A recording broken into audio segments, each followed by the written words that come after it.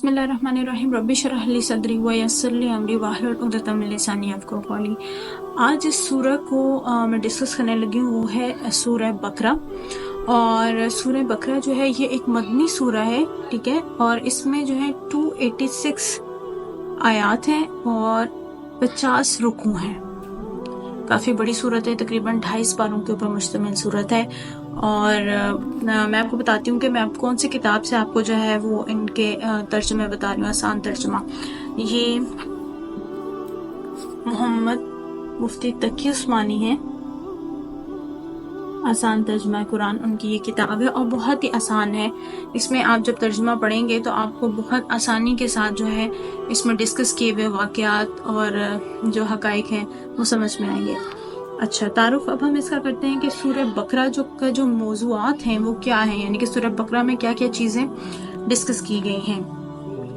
ये कुरान पाक की सबसे लंबी सूरत है, ठीक है। और इसमें जो सूरह बकरा है, बकरा का मायने होते हैं गाय के, तो इसमें उस वाक़े का जिक्र मौजूद है जिसमें बनी इसराइल को जो है वो एक गाय को ज़िबा करने का हुक्म दिया गया था कुर्बानी के तौर पर। तो उन्होंने उसमें बहुत सारी हुज्जतें कायम की थी कि वो कैसी होनी चाहिए, मोटी होनी चाहिए, पतली होनी चाहिए, उसका रंग कैसा होना चाहिए। तो तब उनको मना किया गया था कि जो दीन है उसमें बहुत ज़्यादा हुज्जतें कायम ना करो, क्योंकि ये तुम्हें कंफ्यूज कर देगा। क्योंकि हमारा तो जो दीन है, जो हमारा इल्म है, वो तो गैब पर जो है वो एतमाद और ईमान लाया हुआ है। जैसे अब अल्लाह पाक की ज़ात है, तो अगर हम उसको साइंस के कॉन्टेक्स्ट में या अपने जो दिमाग है, जितनी उसका इल्म है, जितनी उसको वसअत दी गई है, उसके हिसाब से परखने की कोशिश करें तो हम तो अल्लाह पाक की ज़ात को बिल्कुल भी नहीं समझ सकते।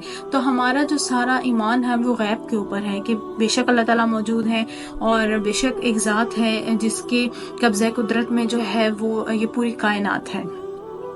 अच्छा, उसमें जो है इस सूरत के आगाज़ में जो है इस्लाम के बुनियादी अकायद यानी कि तौहीद का, रिसालत का, आखिरत का जिक्र किया गया है। और इसमें जो है पहले रसूलों का भी, जो रसूल पाक सल्लल्लाहु अलैहि वसल्लम से पहले जो रसूल आए उनका भी जिक्र मौजूद हमें मिलता है। हज़रत इब्राहीम का मिलता है, हज़रत जो है वो दाऊद का मिलता है, हज़रत इस्माइल का मिलता है। तो इस तरह से इसके बारे में जो है वो बात की गई है रसूलों के बारे में, ठीक है। और आखिरत का बयान हुआ है और इस ज़माने में इंसानों की 3 किस्में जो हैं वो इसमें बयान की गई हैं, जिनमें जो है वो एक तो काफिर, एक मोमिन और एक मुनाफिक की बात की गई है। मोमिन यकीनन वो है जो कि पूरे तरीके से जो है वो अल्लाह पर, उसके रसूलों पर, आखिरत पर, हर चीज़ पर ईमान रखता है। काफिर वो है जो इन सब चीज़ों का बिल्कुल इनकार करता है कि ये चीज़ें मौजूद नहीं हैं। और जो मुनाफिक है वो ऐसे लोग थे जो कि रसूल के सामने तो इन चीज़ों का इकरार करते थे कि जो आप कह रहे हैं वो ठीक है, और वो सुबह में जो है वो आपकी बात सुनते थे और शाम को जो है वो मुकर जाते थे। तो मुनाफिक ऐसे लोग थे कि जो थोड़ा थोड़ा दिन में दाखिल होते थे, मुकम्मल दाखिल नहीं होते थे। अच्छा, उसके बाद इसमें जो है बहुत ज़्यादा तादाद में जो है बात की गई है बनी इसराइल के बारे में, और बनी इसराइल पर जितने रसूल आए और उन पर जो अहकामात आए, लेकिन बनी इसराइल इतनी फटकारी हुई कौम है कि वो सुधर के नहीं दी, और अभी भी हम देखते हैं कि वो सुधर के नहीं दी। यानी अल्लाह ताला ने इन पर इंतहाई इनाम इकराम किए, इनको हर तरह के मुआज़े दिखाए, इनको जो है इनकी बात मानी, मनो सलवा उतारे गए, इनको कोहे तूर पर भी अपना नज़ारा कराया। लेकिन ये लोग जो है वो इस चीज़ को बिल्कुल भी जो एक्सेप्ट नहीं करते थे, यानी कि बार बार भटकते थे, फिर बुतों की पूजा कर देते थे, कभी जो है बछड़े को पूजना शुरू कर देते थे। तो फिर अल्लाह ताला ने जब देखा कि ये कौम तो सुधरने का नाम ही नहीं लेती, तो अल्लाह ताला ने फिर इसको एक लानती कौम करार दे दिया था।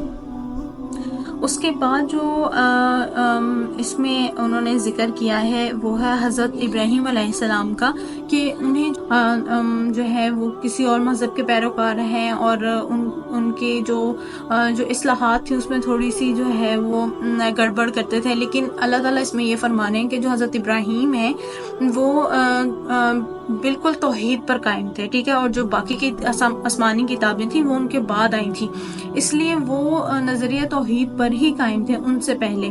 उन किताबों में बाद में रद्द बदल किया गया, इन लोगों ने अपने मर्जी के हिसाब से, जो बनी इसराइल की कौम थी, और इन्होंने अपनी मर्जी के हिसाब से उनमें जो है वो तब्दीलियाँ की।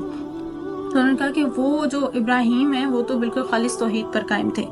اس کے بعد اس میں جو ہے وہ ذکر کیا ہے بیت اللہ کی تعمیر کا اور اسے قبلہ بنانے کا۔ ظاہر حضرت ابراہیم اور حضرت اسماعیل نے مل کر اس کو جو ہے وہ ایک قبلے کی شکل دی گئی۔ بیت المقدس تھا پہلے ہمارا قبلہ، لیکن پھر بعد میں اس کو بدلا گیا اور حضرت ابراہیم کو یہ جو ہے ذمہ داری سونپی گئی کہ آپ ایک ایسا مرکز بنائیں جہاں پہ تمام مسلمان جو ہیں وہ آ کر اس کے ارد گرد جمع ہوں اور ایک اللہ ایک توحید کا جو ہے اقرار کریں اور اس کی واضح نشانی ہمیں نظر آئے، ٹھیک ہے، ایک بڑی تعداد کی صورت میں۔ اس کے بعد دوسرے پارے کے شروع میں اس کے مفصل احکام بیان کرنے کے بعد جو ہے اس صورت میں مسلمانوں کے انفرادی اور اجتماعی زندگی کے بارے میں بہت سارے احکام بیان کیے گئے۔ انفرادی زندگی میں آپ کے ایک انسان کے اپنے اولاد کے ساتھ وراثت کے معاملات، پھر اس کے بعد آپ کی زوجہ کے ساتھ معاملات، پھر آپ کے ماں باپ کے ساتھ معاملات، اور اجتماعی طور پر جو ہے آپ کے معاشرے کے ساتھ آپ کے کیا معاملات ہونے چاہیے۔ آپ نے ناپ تول میں کمی نہیں کرنی، چوری نہیں کرنی، جھوٹ نہیں بولنا، جو ساری معاشرتی اقتدار تھیں جو کہ ہم دیکھتے ہیں کہ صرف ایک عارفہ سیدہ کی بڑی اچھی بات ہے، ڈاکٹر عارفہ سیدہ کی، کہ انہوں نے کہا کہ جو اقتدار ہیں، جو اقدار ہیں، یعنی کہ جو اخلاقی اقدار ہیں، وہ ہر مذہب میں ایک جیسے ہیں۔ سب کو پتہ ہے جھوٹ بولنا منع ہے، جھوٹ بولنا بری بات ہے، ناپ تول میں کمی کرنا یہ ایک فطرت ہے، کیونکہ اسلام دین فطرت ہے، تو سب کو پتہ ہے کہ یہ سب چیزیں بری بات ہے۔ یہ صرف مسلمانوں کے پاس جو ہے وہ اس کا شعور اللہ پاک نے ان کو دیا اس کتاب کے ذریعے، لیکن ہر مذہب میں یہ چیز موجود ہے، انہیں معلوم ہے کہ یہ سب چیزیں غلط ہیں۔ آپ ایک ہندو سے بھی بات کریں گے تو وہ یہی کہے گا کہ جھوٹ بولنا بری بات ہے۔ تو یہ جو اقدار ہیں، ان پر جو بھی عمل پیرا ہوگا، جو بھی ان اخلاقی اقدار کو اپنائے گا، وہ اپنے لیے دنیا میں بہتری، اگر وہ مشرکین کریں تو ان کے لیے دنیا بہتر ہوتی چلی جائے گی، اگر وہ وقت کا خیال کریں، اگر وہ ناپ تول میں کمی نہیں کرے، جھوٹ نہیں بولے، تو وہ کامیاب ہوں گے، سکسیسفل ہوں گے، جیسے کہ آج کل لوگوں کا بہت زیادہ ہے۔ لیکن جو ایک مسلمان ہے اس کا عقیدہ یہ ہے کہ اس کا جو ایمان ہے وہ یہ ہے کہ پیسہ کامیابی نہیں ہے، اس کا اپنے رب کے ساتھ جو تعلق ہے وہ اصل کامیابی ہے۔ تو اس میں جو ہے ان کی عبادت سے، جو ہمارے یعنی کہ جو مسلمانوں کی عبادت ہے اس سے ریلیٹڈ، معاشرت، خانہ امور اور حکمرانی سے ریلیٹڈ بھی ہر طرح کے معاملات ڈسکس کیے گئے ہیں۔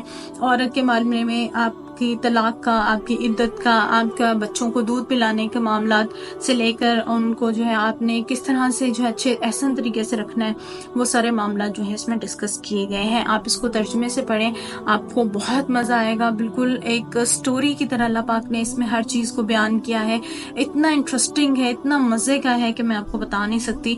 اور آپ کو ایک ایسی چیز ہے کہ جب آپ قرآن پڑھ رہے ہوں تو آپ کو خود سے خود جو ہے وہ رونا آنے لگتا ہے آپ کو، اور آپ کو سمجھ نہیں آتی کہ آپ کیوں رو رہے ہیں۔